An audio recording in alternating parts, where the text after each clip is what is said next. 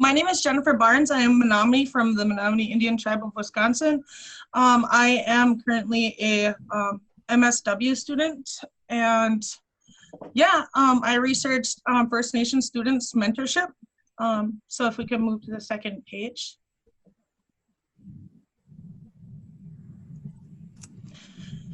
Okay, so the issues that I'm addressing is that our First Nation students are the challenges, our barriers that our students face when first attending the university. I wanted to explain like a little bit about I guess I'm gonna give you my backstory really fast first. When I came from a tribal college, and I transferred to UWGB to be in the social work program. When I got there, I felt a little bit sense of a culture shock because I was used to being only in a Native educational environment and with only predominantly all Natives. And so, so I'm going to talk about a little bit about the orientation. So, or how the open houses are as well. The orientation process is a place where we develop our first impressions of the university. The sizes of the orientations are usually very large, and some of our First Nation students experience a sense of culture shock.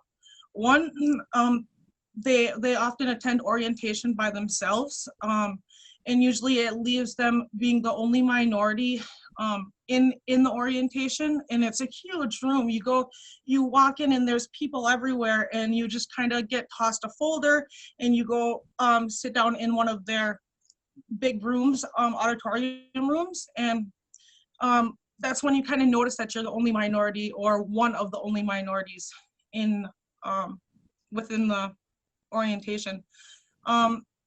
So I wanted to say that most of our First Nation students are first generation students, which is great because the students are breaking generational cycles, and it's a great achievement for them. But with that, it also comes challenges such as their parents are unable to support or mentor them, support or mentor them when it comes to academic advising and how to navigate how to navigate through the university system. What things that have to be submitted by certain deadlines, where to apply, how to fill out FAFSA are things that are challenges that our first generation students face. There's a lack of support that students have throughout the year, whether it's culturally or academically.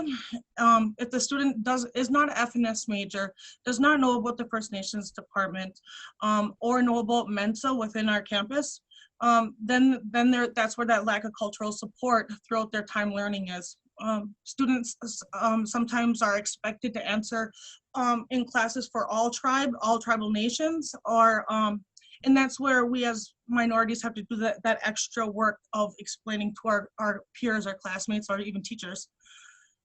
There's been times within my own educational journey where I have been asked things where I've been caught off guard, and I didn't know how to respond.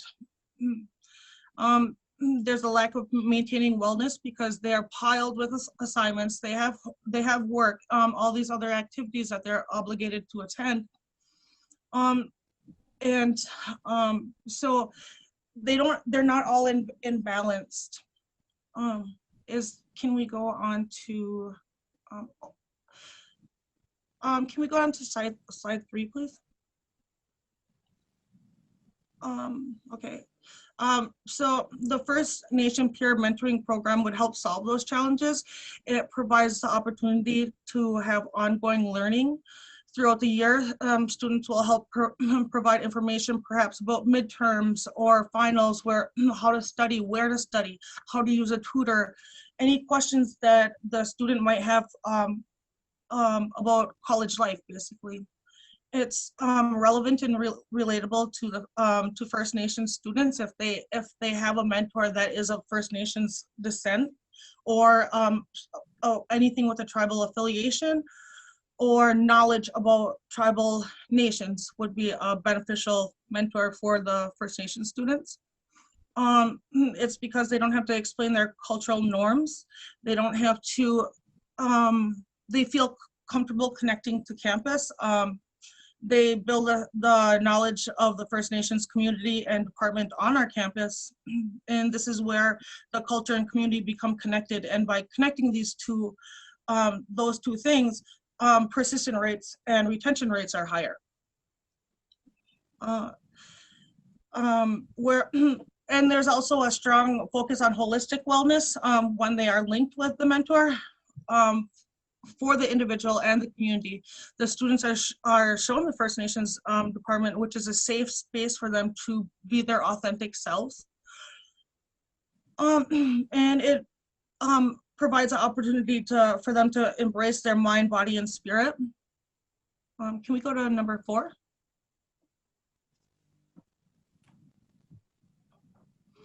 The research findings were that First Nation with a First Nation mentor with a First Nation student have a positive effect on our students' well-being, mental health, academic success, retention rates, and persistence. It alleviates the added stressors for the students, and so they can adapt to college life quickly. It also builds lifelong relationships with their peers. Which also brings a sense of belonging within a college campus.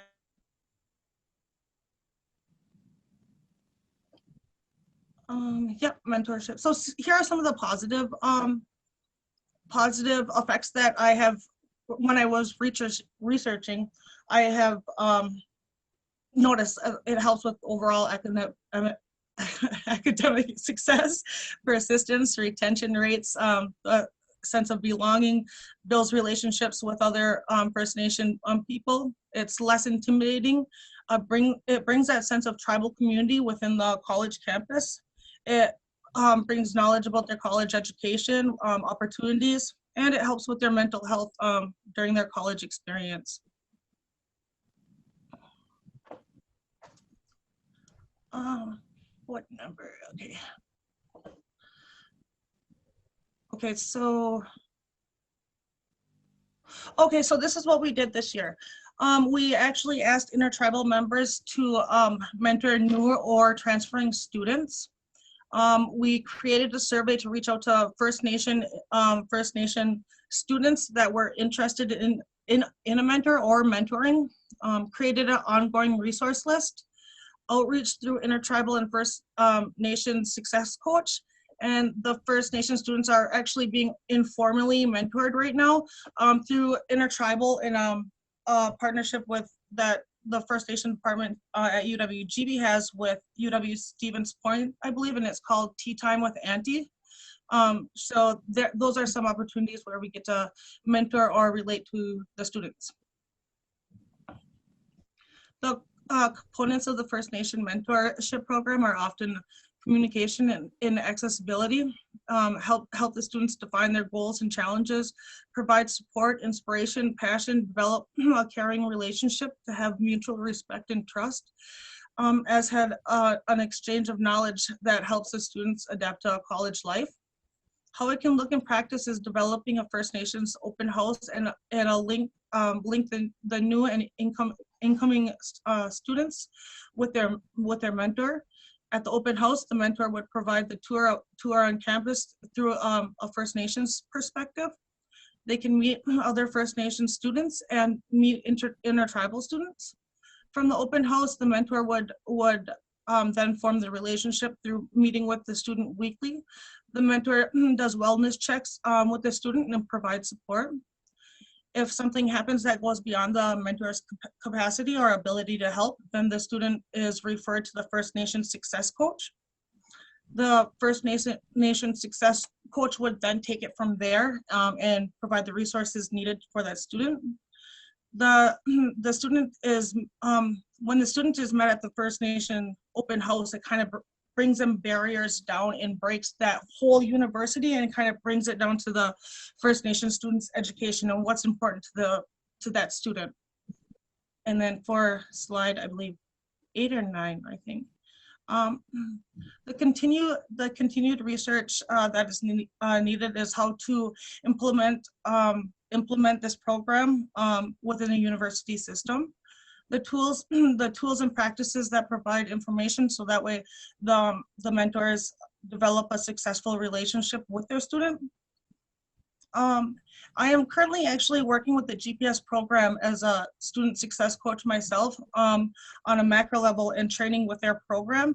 And then I'm taking what I learned from my research and from their program and applying it into a First Nations perspective. This means like the referral process, how to provide ethical support, where to refer students, when to refer students, and what services to refer students to. For example, if they need technical help, then we would go ahead and refer them to like the IT department and provide them their phone numbers and things like that. If disability services are needed, then we would actually refer them to disability services, so that way they can go ahead and get help with whatever they may need, or accommodations that they may need. The COVID-19 has impacted on mentorship is because we are only able to connect online, so it kind of brings that interpersonal relationship a little bit away right now, but we're adapting to change. And currently I'm meeting students like just online, not on Zoom, but throughout our on Teams, and I'm able to relate and mentor them in that way. So yeah, that's how I think. Yeah, so yeah, I think I just talked about that one. But I'm actually taking their guidelines and applying them to one where we can just specifically do for First Nations students. What the GPS program is, the GPS program is actually a designed for first year students coming in that are definitely needing of a mentorship and a little bit more guidance. And so what surprised me on that is they didn't have any, they didn't concentrate on diversity with the student, and when they were meeting with them, like, I see that you are, and I am First Nations. How can we go ahead and make a action plan or a success plan involving your culture? So that's pretty much my research for this summer, and it's going to be continuing throughout the year.